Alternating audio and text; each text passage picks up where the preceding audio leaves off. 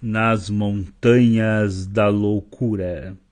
Eu sou o professor Edgares Manioto, filósofo, e hoje vamos falar da clássica novela de horror cósmico de H.P. Lovecraft, ou só H.P. Lovecraft mesmo. Vocês conhecem Lovecraft, sabem que ele foi o criador do horror cósmico, dos deuses alienígenas e toda uma série de referências a antigos livros ocultistas nas suas obras. E tudo isso se encontra nessa novela clássica de Lovecraft, Nas Montanhas da Loucura, que se passa no continente antártico.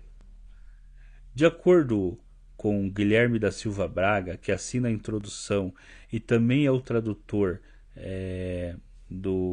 da edição que nós comentamos aqui, que é esta daqui, Nas Montanhas da Loucura, de H.P. Lovecraft, da editora Edra, né? Eu li no Kindle. Aqui, agora sim a câmera pegou, mais bonitinha a capa. E eu acho essas capas da editora Edra uma maravilha. Mas voltemos lá à nossa resenha. Então, de acordo então com o Guilherme da Silva Braga, né, como eu já disse, que assina aí a introdução desta edição, Lovecraft tinha uma obsessão pelo continente antártico, tanto que em carta escreve que por volta dos anos 1900, uma carta que ele escreveu, né, por volta do ano 1900, que se tornou, abre aspas para o Lovecraft, um devoto fervoroso da geografia e da história, e um fanático incurável em relação à exploração antártica. E justamente nas Montanhas da Loucura que Lovecraft dará vazão a essa antiga obsessão que ele tinha pelo continente antártico. Né?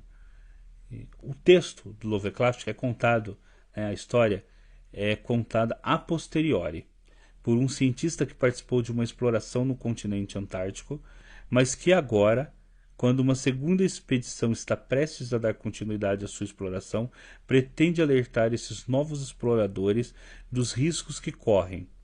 Esse é o objetivo principal do texto, um relato em primeira pessoa. No decorrer da história, acompanhamos a expedição científica Antártida, narrada pelo geólogo da expedição, que conta com 4 professores e 16 auxiliares. Eles então realizam escavações.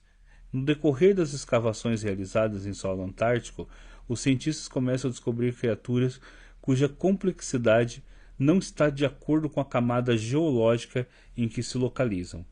Assim, o geólogo conclui que, abre aspas, na Terra houve um ou mais ciclos de vida orgânica anteriores às mais antigas células arquezoicas conhecidas, que evoluiu e especializou-se há pelo menos 1 bilhão de anos, quando o planeta ainda era jovem e não podia ser habitado por qualquer forma de vida. Fecha aspas. Pessoal, eu lembro aqui que o Lovecraft ele tinha um enorme interesse em ciência, tá? Ele escreveu muito sobre astronomia, ele publicou fanzines de química, então ele tinha um enorme interesse sobre ciências. Lógico que essa vida é extraterrestre e chegou à Terra logo após a Lua ter se separado do planeta. Os grandes anciões foram assim os primeiros habitantes do planeta, tendo construído uma civilização por milhões de anos. Enquanto vai descobrindo estranhos fósseis, o geólogo se lembra dos horrores descritos em antigos livros de magia negra, como o Necronomicon e os manuscritos pinacóticos, que ele conhecia tanto de suas leituras como de conversas com um amigo folclorista da universidade. Por fim, os exploradores descobrem uma cidade que certamente abre aspas, núcleo primário e o centro de algum capítulo arcaico e inacreditável da história da Terra. Fecha aspas.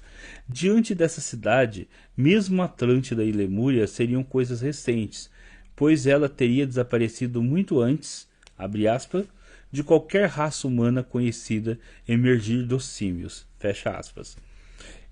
É nessa cidade, localizada no platô, em meio a uma cordilheira de montanhas, As Montanhas da Loucura do título, que esses cientistas têm acesso a uma antiga escrita que lhes revela uma história extraordinária de criaturas extraterrestres que habitaram e combateram pelo nosso mundo, os grandes anciões, seres que criaram os Shoggoths.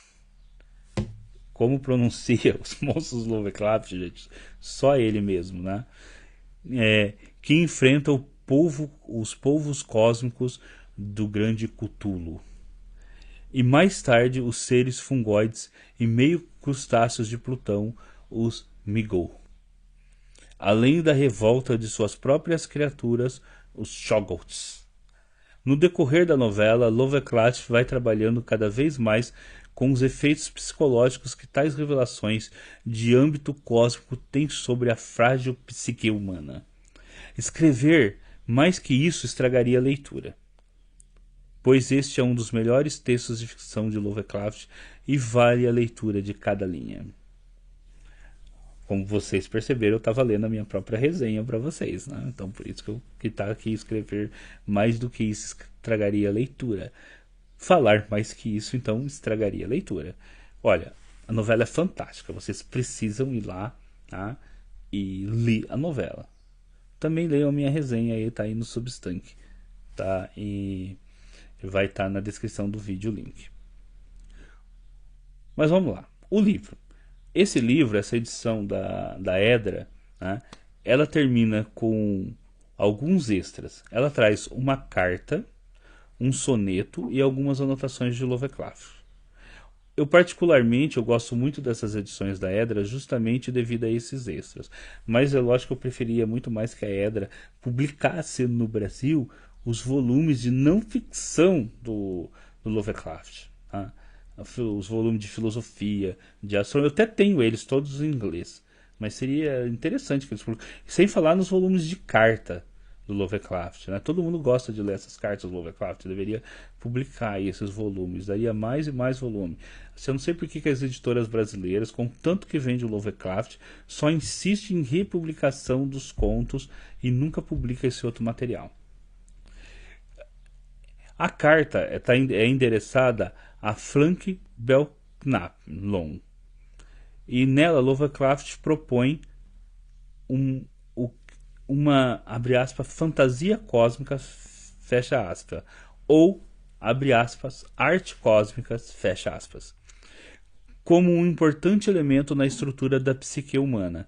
Para Lovecraft, uma vez que nos damos conta de nossas limitações frente a, abre aspas, galáxias inimagináveis e dimensões inexploradas, fecha aspas, tal perspectiva nos leva do deslumbre à opressão. Nesse caso, a arte cósmica pode formar, abre aspas, complementos ao universo visível e mensurável, fecha aspas. Olha, o Lovecraft ele escreveu muito sobre astronomia. Eu tenho o volume dele ali com artigos sobre astronomia, né, só sobre artigos sobre astronomia. São acho que quase umas 400 páginas ou mais que ele publicou sobre astronomia. Então ele tem um grande conhecimento de astronomia. Tá? O Lovecraft tinha muito conhecimento sobre astronomia. Justamente é esse conhecimento que ele traz para os contos dele. Se a natureza nos oferece limitações no tempo e no espaço, em nossa capacidade de dominar e explorar o cosmos, ao mesmo tempo em que nossa mente é ilimitada em nossa capacidade de explorar conceitos abstratos, a arte cósmica, de acordo com Lovecraft, seria uma resposta adequada às nossas próprias limitações. Esse conceito de Lovecraft é extraordinário, pois coloca a ficção científica, que ele chama de fantasia científica, como uma arte indispensável ao ser humano. Para Lovecraft, o homem, ao se deparar com essas limitações, diante de um cosmos tão amplo e ao mesmo tempo não encontrar escape na fantasia cósmica ou na religião, acabará sendo vítima de, abre aspas, alucinações de fenômenos sobrenaturais, fecha aspas, que, abre aspas, levam os intelectos mais ingênuos e suscetíveis a elaborar as mais absurdas farsas e perpetuar os mais absurdos mitos específicos, fecha aspas. Por ser um cosmicista, Lovecraft não acreditava que poderíamos um dia alcançar uma ampla compreensão das dimensões inexploradas do universo. Por isso, a ficção científica seria um recurso diante dessa, abre aspas, restrição intolerável, fecha aspas. Bom, eu concordo com Lovecraft quanto ao papel da ficção científica como resposta estética à nossa busca por compreensão do universo, mas não enquanto às nossas limitações de compreender com o universo. Isso eu não concordo com Lovecraft. Vocês sabem aqui no canal que eu passo da filosofia cosmistas para muitos das análises que eu faço no canal acerca de astronáutica, né, de vida fora da Terra, né, da perspectiva da espécie humana se transformar numa espécie multiplanetária. Né? E por isso eu compreendo que o ser humano poderá sim alcançar e compreender o universo. Né? E nós temos os instrumentos para isso, que são a filosofia, a ciência e a própria ficção científica. Mas voltando à novela. Ao lermos Nas Montanhas da Loucura e compararmos, por exemplo, com as histórias de Père Rodin, que também tem vários vídeos aqui no canal sobre Père Rodin, eu vou deixar alguns aí depois, né, nos cards, e sua busca pelas fontes de matéria, podemos ver as diferenças filosóficas presentes em ambas as obras. Os personagens Lovecraftianos se sentem oprimidos diante da imensidão das revelações cósmicas que têm. Já em Père Rodin, os humanos se sentem motivados a ir mais adiante, enquanto maiores forem as dimensões inexploradas do universo. Essa é a diferença entre um autor cosmicista, Lovecraft, e autores de ficção científica cosmistas, como os escritores de Père Rodin. E apesar dessas diferenças, para ambos e também para eu, né, a ficção científica é nossa resposta estética a essa restrição intolerável na exploração do universo. Enquanto a gente não explora o universo, criamos ficção científica como uma resposta estética a esse nosso desejo de nos tornarmos uma espécie multiplanetária. Para Lovecraft, essa restrição será permanente. Para nós, né, cosmistas, né, apenas momentânea, pois seguindo a ficção científica, que vai alargando nossa capacidade de compreensão dessas dimensões inexploradas, vem a filosofia e a ciência, que nos permitem compreender o universo, nosso papel nele e futuramente, né, nos tornarmos uma civilização multiplanetária, alcançando, através da nossa ciência, outros mundos. Por fim, o livro termina com mais 2 extras. Aqui voltando então à edição da Esdras. O soneto Antárcticos, 15º do poema Fungos de Yogurt, escrito antes de Nas Montanhas da Loucura, e que antecipa alguns dos seus temas. E também temos as anotações de Lovecraft para compor a novela Montanhas da Loucura. A tradução de Guilherme da Silva Braga é outro ponto importante a ser levado em consideração, já que é um especialista na obra de Lovecraft, o que proporciona ao leitor uma tradução de primeira. Então, essa novela, eu estou usando a edição publicada pela Edra em 2011 para a edição Kindle. Então é isso, pessoal. Leiam Nas Montanhas da Loucura. Vocês vão amar. Eu adoro esta novela. Ela traz toda aquela perspectiva cósmica do Lovecraft, de grandes eras, de livros ocultos, de raças alienígenas que povoaram nossos planetas por eras e eras, daquela perspectiva cosmicista dele, que o ser humano se sente esmagado pela compreensão da existência desses seres que estão tão distante do ser humano. Vale muito a pena mesmo ler esta novela do Lovecraft. É um dos melhores escritos do mestre do horror cósmico. Então vão lá, leiam a novela, tá? E se vocês forem adquirir a novela, eu peço que adquiram também pelo nosso link da Amazon, que aí vocês dão já aquela contribuiçãozinha aqui pelo canal, para o canal, né? Tá aí na descrição. E depois vejam os vídeos indicados aqui sobre Pierre Rodin. Se você não conhece Pierre Rodin, vai estar aí nos cards.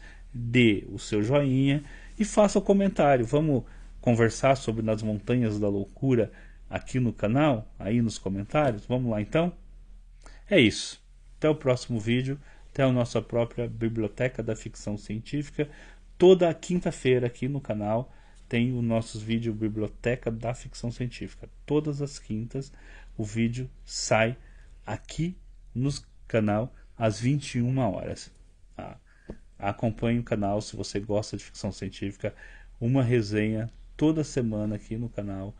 Toda quinta-feira às 21 horas. E na sexta-feira fica o convite para nossas lives do Café Especulativo.